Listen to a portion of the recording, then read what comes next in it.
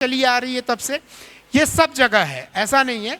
ये जो गलत चीजें फैल गई हैं उन कुरीतियों को दूर करना, क्लासिफिकेशन किसी सोसाइटी की बुरी चीज नहीं है। और भारत में सारी जातियां महान रही हैं, आप किसी भी जाति का उठा के देख लीजिए, महापुरुष, विद्वान। सुश्रुत की जाति मैं बताता हूं, वो कुम्हार थे। सुश्रुत दुनिया के सबसे पहले सर्जन वो कुम्हार थे जाति से। तो कहाँ किसी ने पूछा, उनको तो राजा ने नियुक्त कर लिया, उनकी जाति, उनकी योग्यता। वाल्मीकि जी जिन्होंने आदि कवि वाल्मीकि हुए हैं, उनकी जाति क्या थी? जाति कभी बाधक नहीं थी, जाति कभी हे दृष्टि से नहीं देखा जाता था। ये सिस्टम को मैनेज, यानी समाज को मैनेज करने के लिए, लोगों की पहचान को करने के लिए उनकी ग्रुपिंग की गई थी। बहुत सही बात बोली सर ने। और हमारे बीच नीता मैम बैठी हुई हैं, वो कुछ कहना चाहती हैं। नीता मैम, अभी एक प्रश्न उठा था, युवा साथी ने पूछा था कि जाति व्यवस्था क्यों, जिसका बहुत अच्छा सर ने अभी आंसर दिया कि जाति व्यवस्था कुछ गलत नहीं था। लेकिन अब आगे उसके आगे बढ़ते हैं, ये जाति व्यवस्था हम लोगों को समाज में दिया गया सबकी पहचान के लिए, और हम उस हिसाब से किए। लेकिन हमारे दिमाग से खेला कौन? किसी के ऊपर कहते हैं कि अगर राज करना है तो पहले उसके दिमाग को पंगु कर दो। तो हमारे यहाँ जो राजनीतिक, मतलब जो हमारा सिस्टम बनाया गया, राजनीतिक सिस्टम बनाया गया, वो हमारे समाज में रहने वाले जो जाति व्यवस्था है उसको राजनीति के लिए इस्तेमाल किया गया, एक वोट बैंक की तरह इस्तेमाल किया गया। अब क्या हुआ कि जो हमारे यहाँ राज्य करने वाले नेता हैं, तो वो अपने अपने जाति के लोगों को कि ठीक है हम अपना लीडर चुनेंगे, हम अपनी जाति के, मेरी जाति है ये में, और संविधान में इस चीज़ को कुछ वर्षों के लिए लागू किया गया और धीरे धीरे वोट बैंक के लिए इसका इस्तेमाल किया जाने लगा। उसी के, और क्यों इस्तेमाल किया, इसके पीछे हम ही कारण है। जो भारतवासी हैं, अगर हम उस जाति व्यवस्था के झंडे को आगे नहीं बढ़ाए होते तो आज हम अलग अलग जातियों में नहीं गिने जाते।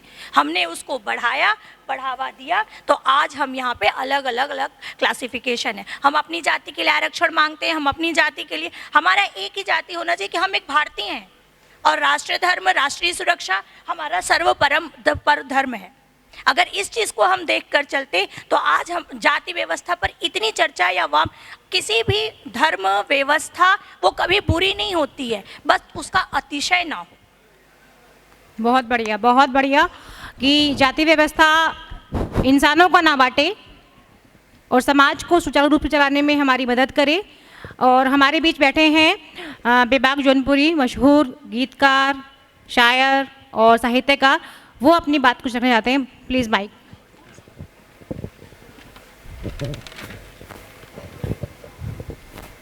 नमस्कार। इस युवा ने बहुत ही ज्वलंत प्रश्न उठाया और आज का युवा इस सवाल को लेकर दिग्भ्रमित है। मैं बताना चाहता हूं, जाति व्यवस्था कहीं से गलत नहीं है, और ये शब्द जो जाति आया है ये राजनैतिक शब्द है। वास्तव में ये वर्ण व्यवस्था है। हमारे शरीर के 4 भाग हैं, पहला भाग, दूसरा भाग, तीसरा भाग और इसके नीचे चौथा भाग। ये 4 भाग हैं और 4 भागों से ही ये शरीर निर्मित हुआ है। कल्पना कीजिए कि अगर आपके पांव काट दिए जाएं, क्या आप चल पाएंगे? क्या चल पाएंगे? नहीं सर। क्या आपके हाथ को काट दिया जाए, क्या आप कुछ कर पाएंगे? आपके पेट में ट्यूमर हो जाए, क्या आप जी पाएंगे? आपकी गर्दन को उड़ा दिया जाए, क्या आप सरवाइव कर पाएंगे? मैं इस युवा साथी से पूछना चाहता हूं, कर पाएंगे? नहीं कर पाएंगे। यही सत्य है। ब्रह्म जानाइति ते ब्राह्मणा। ब्राह्मण कौन है? ब्राह्मण कोई जाति नहीं है, क्षमा कीजिए। ब्रह्म जानाइति ते ब्राह्मणा, जो ब्रह्म को जानता, जो ज्ञानी है, जो विद्वान है, वो ब्राह्मण है। और वो कोई भी हो सकता है। उल्टा नाम जपत जग जाना, वाल्मीकि भय ब्रह्म समाना। वेदव्यास कौन थे? बता सकता आप में से कोई? कश्यप जाति से थे, जो आज आरक्षित जाति मानी जाती है। उन्होंने महाभारत की रचना की। तो जो ज्ञानी वर्ग है वो ब्राह्मण है, जो वेद पाठी था वो ब्राह्मण है। गुरुकुल में सबको शिक्षा, समान शिक्षा का अधिकार रहा सनातन धर्म में। तो इसलिए ये कहना, आप अपने हाथों की बात ले लीजिए, ये क्षत्रिय वर्ग था। अगर सर पे डंडा चलता है तो सबसे पहले क्या आता है? अगर आपके सर पे कोई डंडा मारे, सबसे पहले कौन एक्टिव होगा? आपका हाथ बचाने के लिए आ जाएगा। ये क्षत्रिय का काम है। पांव पे कोई डंडा मारे तो ये ऐसे आ जाएगा। इसी तरह से कोई पेट में घाव मारे तो हाथ आ जाएगा, यानी इसका काम है बचाना। ये क्षत्रिय वर्ग था जो रक्षा करे, जो बहादुर थे, जो वीर थे, जो सरहदों पे लड़ने जाते थे। उनको ही कास्टिज्म में बांध के नहीं कि तुम क्षत्रिय हो तो तुम फौज में आओगे। सब लोग फौज में होते थे। वीर होना चाहिए। उसकी उपलब्धि, उसकी वरीयता इसलिए होती थी कि वो वीर हो। वैश्य वर्ग, जो व्यापार में संलिप्त था जो वर्ग, वो वैश्य था। और इसके बाद जो कहा गया शूद्र वर्ग। लेकिन मैं यहां कहना चाहता हूं, प्रबुद्ध मंच है, जब भी हम प्रणाम करते हैं तो क्षत्रिय पैरों को हाथ लगाता है। किसका सम्मान है?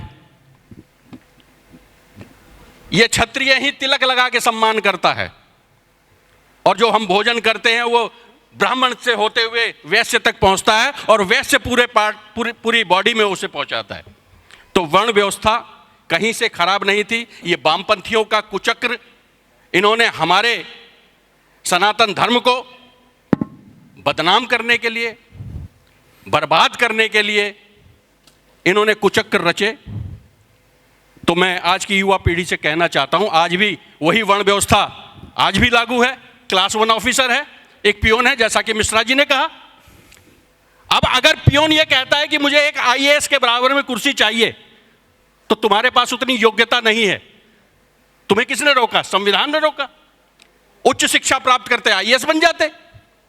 लेकिन आप ये कहो जी मैं पियून हूं और मुझे आईएएस के बराबर कुर्सी चाहिए, तो ये नहीं हो सकता। योग्यता को भारत की संस्कृति ने हमेशा प्रणाम किया है, सलाम किया है। इसलिए हमें अपनी संस्कृति पर गर्व होना चाहिए। और बहुत शानदार, बहुत शानदार। आप लोगों को कल कोई बात कहे तो मनुस्मृति को जलाने वालों से सवाल करना कि तुम मनुस्मृति नहीं जला रहे हो, भारत की परंपरा को जला रहे हो। इन्हीं शब्दों के साथ मैं धन्यवाद।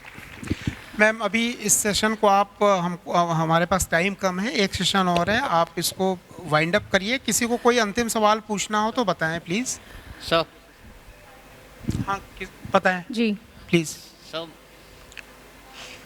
My name is Rayan Rahman.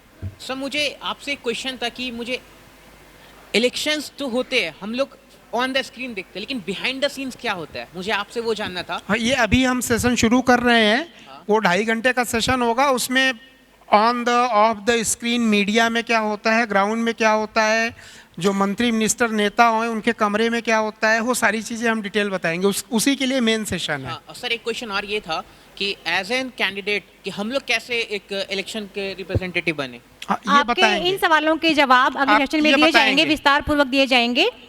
तो बने रहिए हमारे साथ। और आज के इस सेशन को हम वाइंड अप करते हैं और इस पंक्ति के साथ कि एक व्यक्ति की या किसी व्यक्ति की सिर्फ एक ही मैम, जाति एक मिनट, एक क्वेश्चन पूछ जी, जी। लीजिए आप।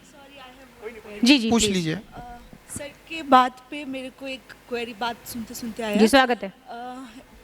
माइक ऑन कर लीजिए। अग्री जो आपने बात कहा, हमने भी हिस्ट्री में जैसे पढ़ रहे हैं कि ये ना लोगों का परसेप्शन बहुत गलत हो गया है कास्ट को लेके, क्योंकि पहले भी जैसे बताया आप दोनों सर ने कि that was classified on the basis of work, जिसका जैसा काम होता था उसी के बेसिस पे कास्ट होता था। ब्राह्मण पूजा करते थे, Kshatriya, I am also Kshatriya, so I totally understand, उनका वो एक डिवीज़न बन गया था, ठीक है। बट इस बच्चा लाइक स्टूडेंट या माय डियर ब्रदर, उनका जो क्वेरी था वो काइंड ऑफ उसके दिमाग में एक अलग है, डिस्क्रिमिनेशन जैसा है। बट एक और चीज़ है, हमारे माइंडसेट को आई थिंक हमें चेंज करना होगा। जैसे आपने बोला कि एक पंडित, हमारे दिमाग में होता है कि ब्राह्मण ही है तो उसको सारा नॉलेज होगा। तो हमारे घर में भी डिस्कशन चलता है, और जो मैं चाहती भी हूँ कि हमारा थोड़ा चेंज हो जाए। फॉर एग्जांपल, एक लोअर कास्ट का कोई आदमी है, totally sorry to describe lower और ये, बट हमारे जैसा डिवाइड अपर लो ऐसा, हाँ तो सर यही है, अगर अभी हमारे घर पे कोई पूजा करवाना है, एक ब्राह्मण आया रखा है, उसका नॉर्मल नॉलेज होगा, एक लोअर का आया उसका पूरा नॉलेज है, वो भी गया होगा